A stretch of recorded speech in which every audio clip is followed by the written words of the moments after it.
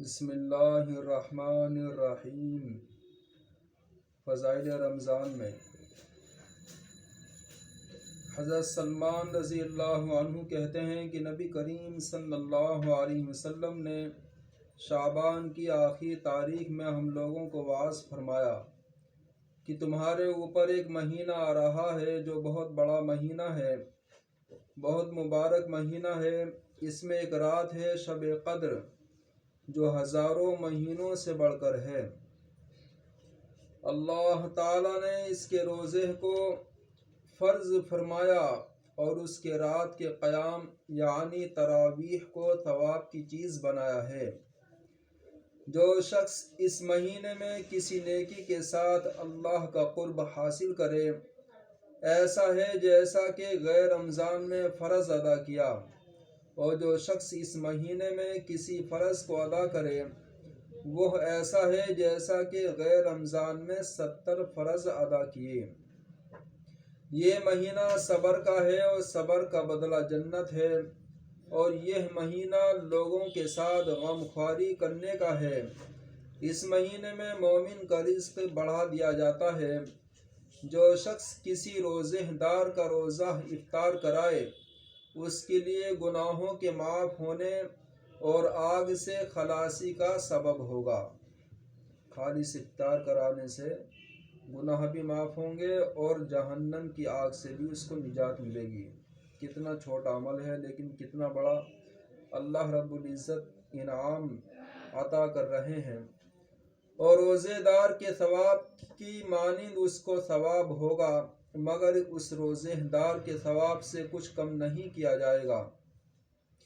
صحابہ رضی اللہ عنہم نے عرض کیا کہ یا رسول اللہ، ہم میں سے ہر شخص تو اتنی وسعت نہیں رکھتا کہ روزہ دار کو افطار کرائے، تو آپ صلی اللہ علیہ وسلم نے ارشاد فرمایا کہ پیٹ بھر کھلانے پر موقوف نہیں، یہ ثواب تو اللہ جل شانہ ایک کھجور سے کوئی افطار کرا دے، یا ایک گھونٹ پانی پلا دے، یا ایک گھونٹ لسی پلا دے، اس پر بھی مرحمت فرما دیتے ہیں۔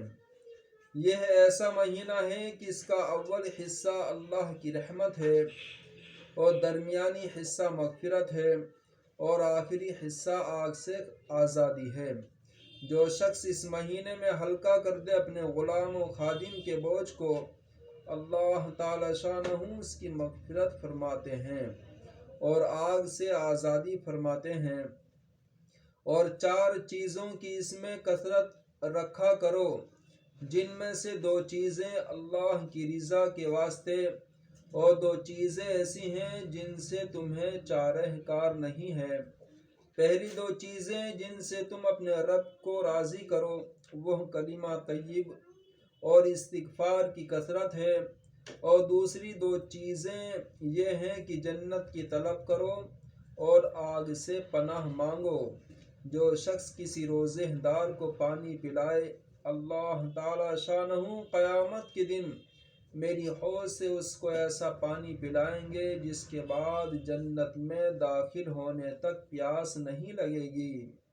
فائدہ: محدثین کو اس کے بعض روایات میں کلام ہے، لیکن اول تو فضائل ہیں۔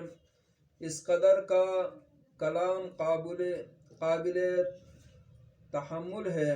دوسری، اس کے اکثر مضامین کی دوسری روایات مؤید ہے۔ اس حدیث سے چند امور معلوم ہوتے ہیں۔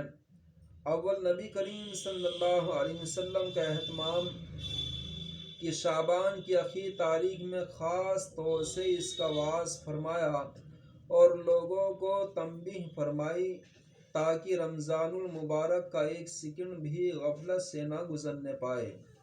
پھر اس وعظ میں تمام مہینے کی فضیلت بیان فرمانے کے بعد چند اہم امور کی طرف خاص طور سے متوجہ فرمایا۔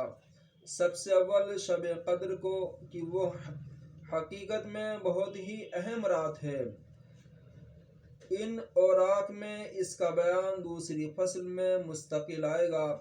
اس کے بعد ارشاد ہے کہ اللہ نے اس کے روزے کو فرض کیا اور اس کے قیام یعنی تراویح کو سنت کیا۔ اس سے معلوم ہوا کہ تراویح کا ارشاد بھی خود اللہ سبحانہ و تعالی کی طرف سے ہے۔ پھر جن روایات میں نبی کریم صلی اللہ علیہ وسلم نے اس کو اپنی طرف منسوب فرمایا کہ میں نے سنت کیا، ان سے مراد تاکید ہے کہ حضور صلی اللہ علیہ وسلم کی تاکید بہت فرماتے تھے۔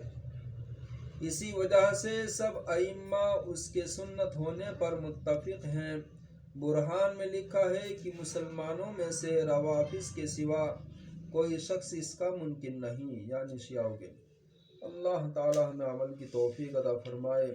رمضان کا ہر پل اپنی خوشنودی کے ساتھ بتانے کی اللہ رب العزت ہمیں توفیق عطا فرمائے، جنت کی طلب و جہنم سے آزادی فرمائے، آمین یا رب العالمین۔